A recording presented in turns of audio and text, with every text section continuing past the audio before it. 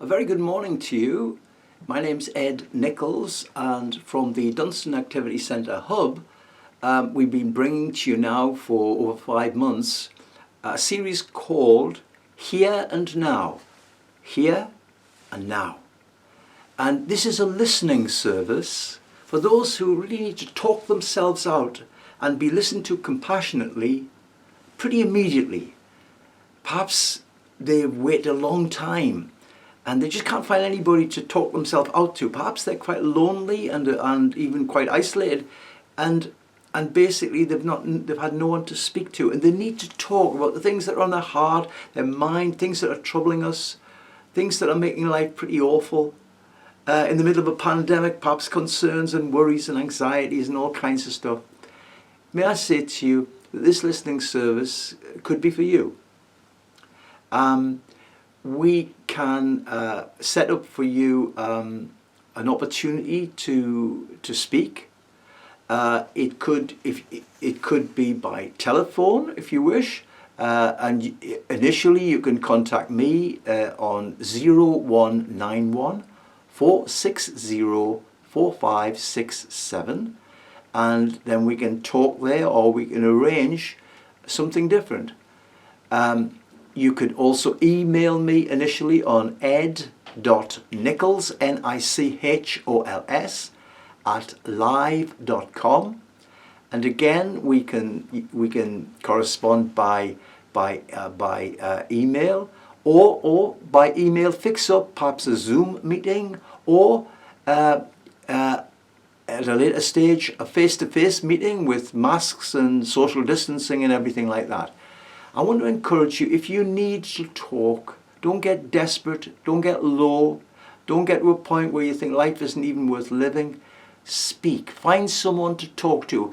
Can I say to you, better than this listening service is if you can find someone who loves you, a friend, someone in your family, someone who you've worked with, someone you know it would be a good listener and cares about you. I want to encourage you to find someone who will listen. We'll give you some space and time to pour out what's on your heart. You see, you're that important, and I want to encourage you to do so. And I always say this too. Basically, your medical centres can be helpful, and it's good to take full advantage of what's on offer there. They have talking therapies and things like this.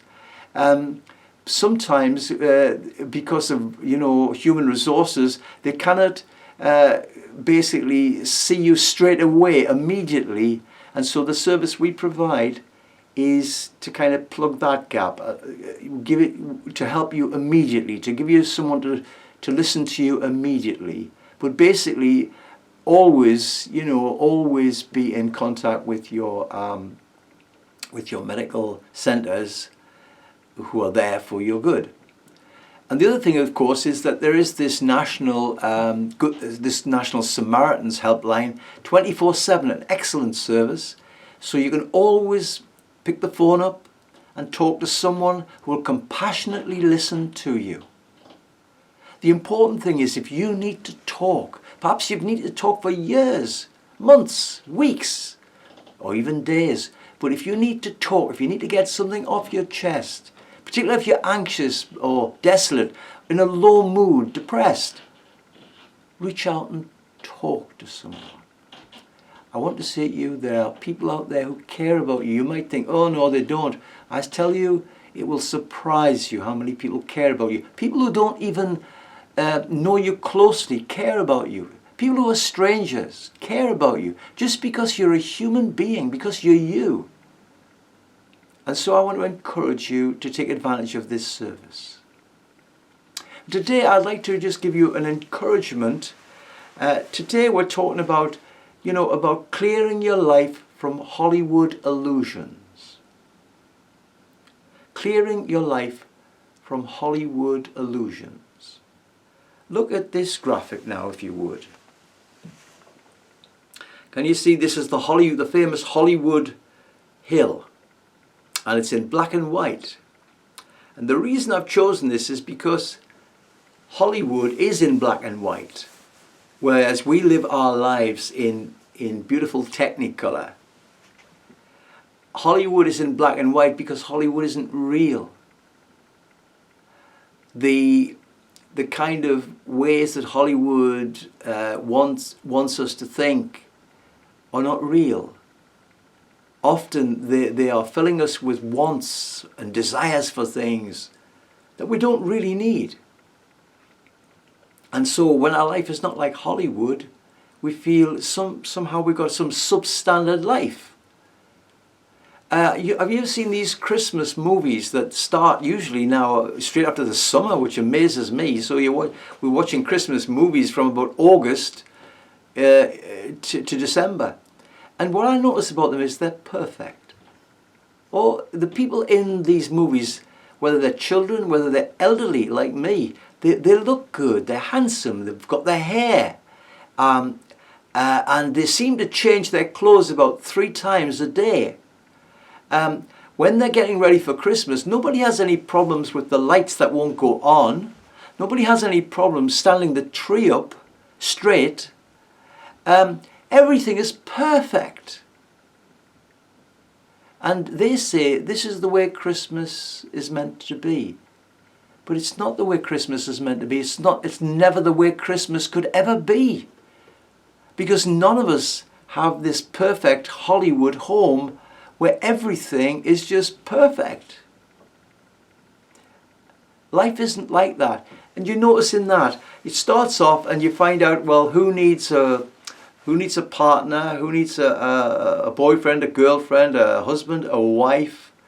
And we all know pretty quickly after watching a few of these movies that it's all going to be perfectly resolved. They're all going to get everything they want by the end of the movie. That's Hollywood. That's not life. That isn't Christmas as I know it, incidentally, either. The frustrations I had, particularly when I was younger, trying to get this blinking tree straight, trying to get the star on the top to hang straight.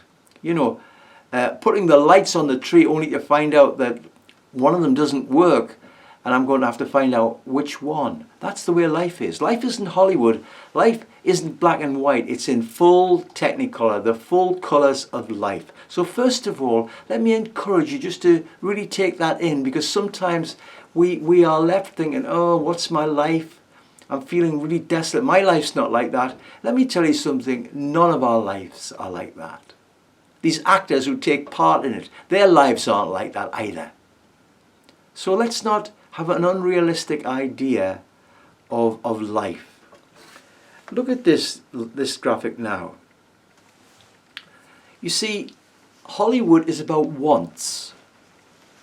About, you know, perhaps you look at somebody like, I used to look at somebody like Brad Pitt, particularly when he was younger, I think, he's a good looking guy, I wouldn't mind looking like him, but look what I've got. This is the thing I've got. So what I would have wanted, I can't have. I can never look like this guy. Even when he's quite elderly, which he is now, he still looks good, doesn't he? You know, people like George Clooney are going to look good when they're 100. I can't look like that, and this is me. And I want to encourage you to see that life is not a question of wants. Life is a question of having our needs met. And if you look at this graphic here, what you'll see is that you've got a signpost. And can you see that wants is in one direction and needs are in another direction? In other words, your wants and your needs are not in the same direction. I want to encourage you perhaps to ditch some of your wants and to major on your needs. The things that we need, that you and I need. And you know, all the psychologists will tell you that our needs are fairly basic. So for example, one need is this, that we need to be warm. We need to be clothed. We need to be sheltered. We need to have warmth. In these cold winter days, we've needed to put the central heating on, the fire on more than ever. We've needed to dress up and keep ourselves warm, haven't we? That's a need. That's not a want. You need to be warm. If you say, I need to be clothed in the top fashion, that's a want. That's not a need. What you need is to be clothed in clothes that keep you warm. So often when I talk to young people and they're freezing in the winter, I'm saying, you know why you're freezing? And I said, because you're suffering for your fashion. You want to wear these beautiful clothes and they're flimsy and they don't keep you warm. And basically what you really need is to put something warm on, hopefully something warm and fashionable. But it makes the point, doesn't it? You know, that we need to look after our needs. So we need to be warm. We need to be fed. We need food. This body needs to have food to energize it, like our car needs petrol to make it go. We need food. And we need to be hydrated. Therefore, we need to have fluids, don't we? We Brits love the cup of tea, don't we? And more purist people like to drink a lot of water. But whatever, we need to be hydrated. Perhaps we need coffee, but we need to be hydrated. These are needs. But I want to tell you now, look at this next graphic. I want to tell you about your most important need now. There's two more, but this is the most important need I want to speak to you about. Particularly if you're feeling low, particularly if you're feeling life's just not worth it, oh, it's all over for me. Particularly if you feel like that, I really want to speak to you about this next need. Because your most important need, my most important need, the most important need of the toughest man in the Northeast, the hardest woman in England, is to be loved. We need to be loved. We need someone to love us, just as we are. And so this graphic says here, what I would say to you repeatedly, you are loved. You are loved. You are loved. And you might think, well, I don't feel like I'm loved. I'm isolated. I'm lonely. People don't seem to phone me or email me or anything. I don't really feel loved. I understand that. Often it can happen to us all. We get in these places, these corners in our life, and it just feels like that. But it's not the truth. It's not the truth. You are loved. And you are loved more surprisingly than you will realize, because people who you feel you didn't really register with, you did register with, and they do care about you. And anything that happened to you that was not good would upset them. If someone is upset by the bad things that happened to you or me, it is because they care about us. I want to say you are loved. Never forget it. Even if you feel you're experiencing it at the moment, it is still nevertheless true. Sometimes we can't see the sun shining in the sky for the clouds. But nevertheless, it is true that the sun is there. Behind those clouds, there's the sun. Sometimes it seems that we're not loved and we can't see it, that it just doesn't seem to be real. But the truth of the matter is, behind the clouds of these things is the truth that you are loved. Always remember, you are loved. And I want to encourage you, as you seek in life, not so much to try to satisfy your wants, but to take care of your needs and look for the fulfillment of your needs, then you will be a happier person. You will come up from low moods and depressions and feeling life's not worth it, to beginning to enjoy life, to love life, and to enjoy many good days. You are loved. We all need to hear that. I need to hear that. We all need to hear it, however old or young, whether handsome or not handsome, however rich or poor, we all need to know that. So I want to encourage you to receive that as a truth. And the more you receive it, the more you will see it around you. Look at this next graphic.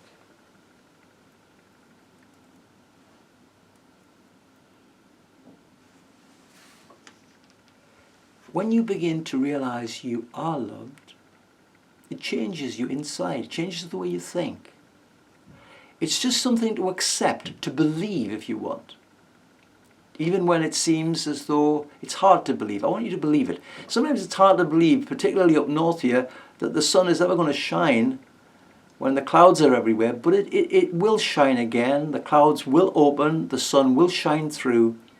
And so for you, even though it seems that you're loved almost secretly, there will come a day when the clouds will blow away and you will realize that you are loved, that you will see it, you'll experience it, and you'll enjoy it.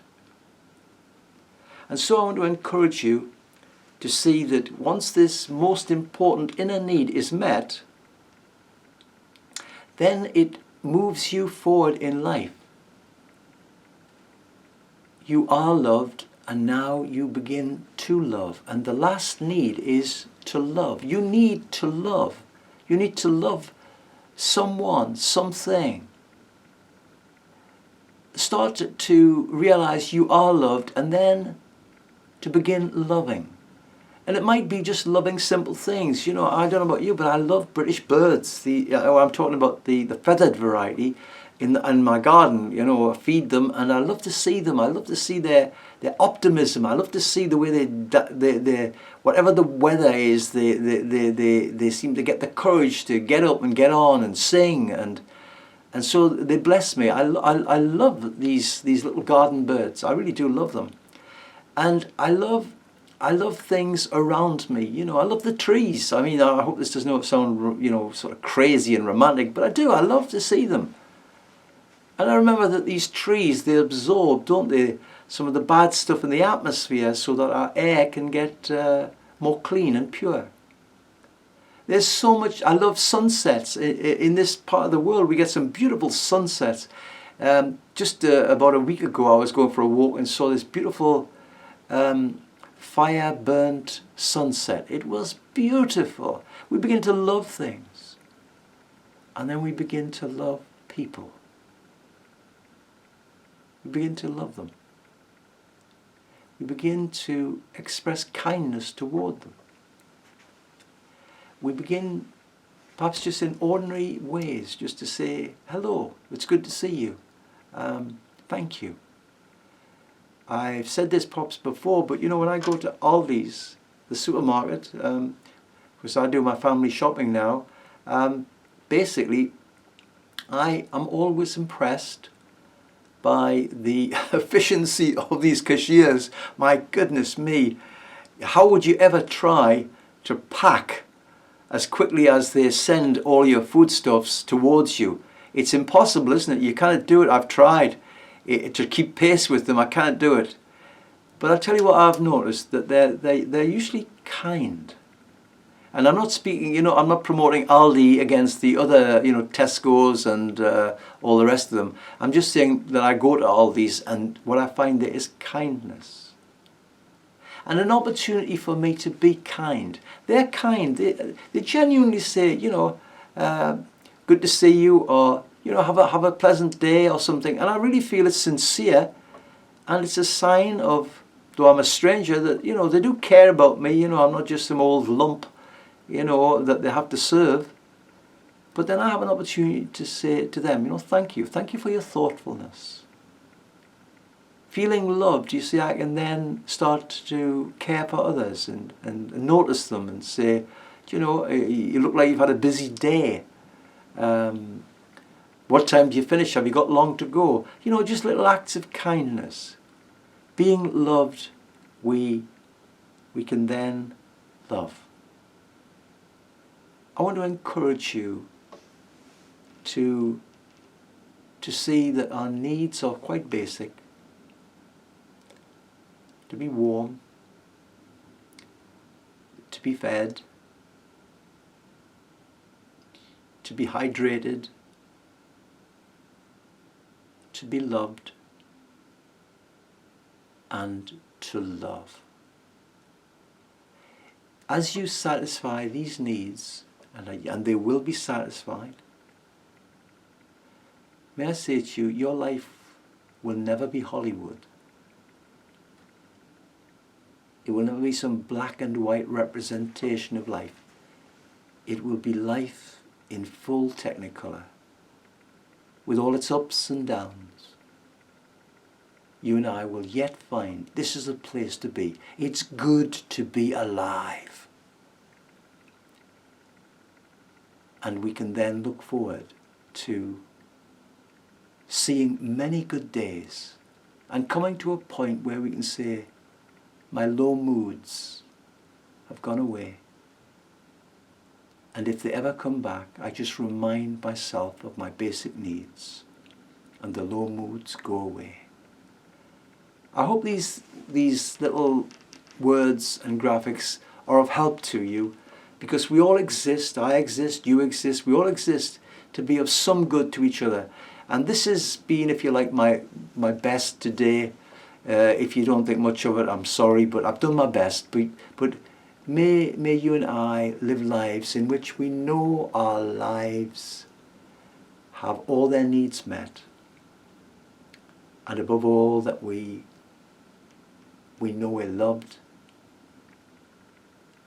and we find people to express that love towards. Thank you for your time. Bye-bye.